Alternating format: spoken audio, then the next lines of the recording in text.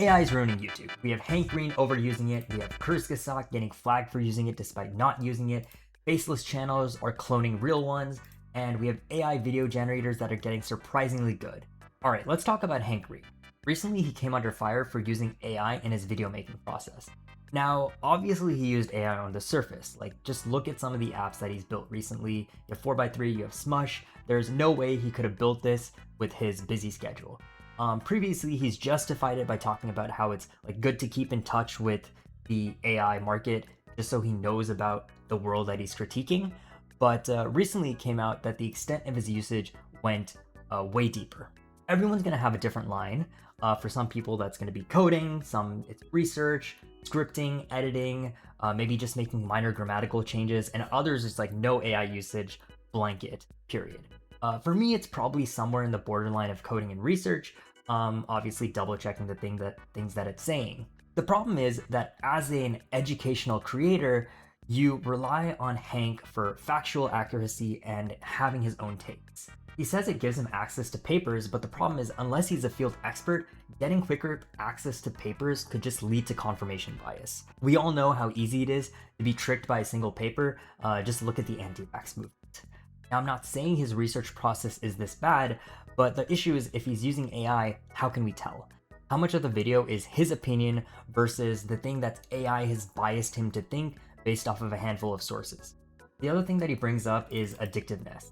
Now, previous AI models used to be super sycophantic and tell you exactly what you want to hear. There's this really cool video by Eddie Burback that you should definitely watch that goes over this.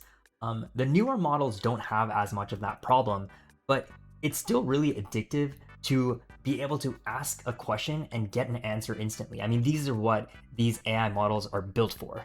And so it's really easy to use it as a crutch for your research. But then over time, you lose your agency to the point that you start talking more and more like AI, even when you're not actually using it for your script. It's really hard to catch this type of usage, and it's only going to get worse on YouTube, in my opinion. It's been the case since the start. AI lowers the bar and regresses everyone to the mean. And as AI gets better, the average quality appears to get higher, but not necessarily as well researched. So it's hard to tell a random channel apart from a high quality one. Which brings us to Kurzgesagt.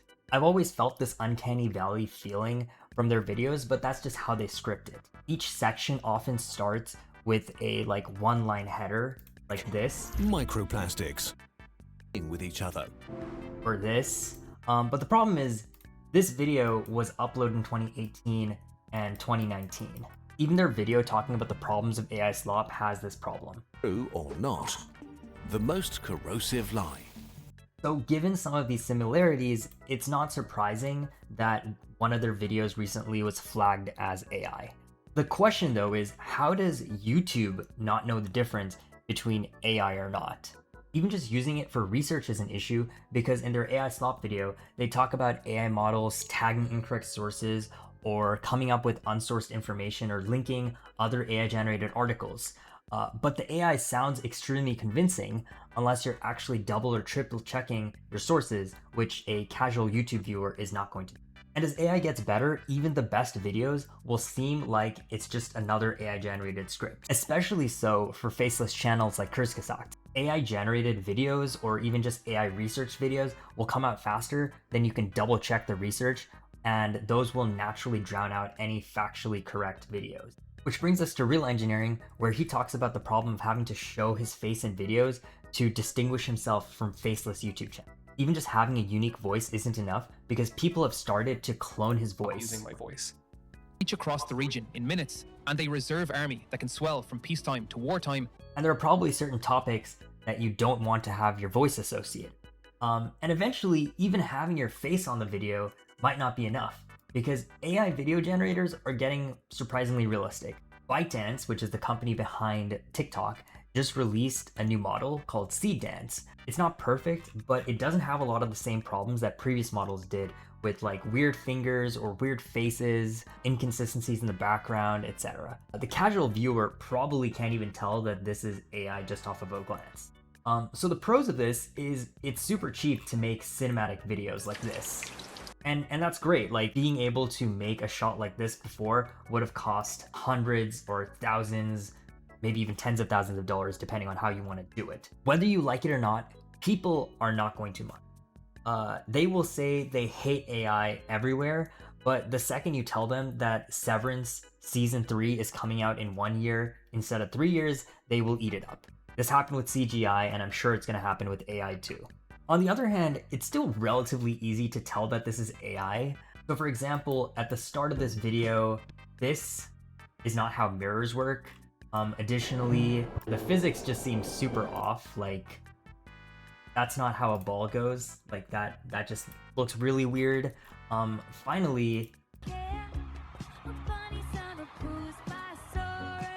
okay, I don't know if you understood what she's saying. The lip syncing looks right, but I can't understand any of that music, if you could even call it that. So the bottom line is, I think we're still safe for now, but these things are getting better. And the biggest issue is that we're gonna just see another regression to the mean. Too much slop will create AI fatigue and eventually apathy. Content creation will become a marketing problem rather than a quality one, and you end up seeing thousands of videos that are popular just because they had a catchy title and thumbnail and decent looking graphics rather than actually well-researched and well-produced actual videos. This isn't a problem necessarily because AI is bad, but because offloading our thinking and our opinions to AI means that every piece of content will be biased towards the same idea. AI slop robs us of one of the last few things that we have, which is our individuality. And with that, thanks for watching Targeting Tuesday. Don't forget to like and subscribe. This is Preetham signing off. Until next time, see you later. Goodbye.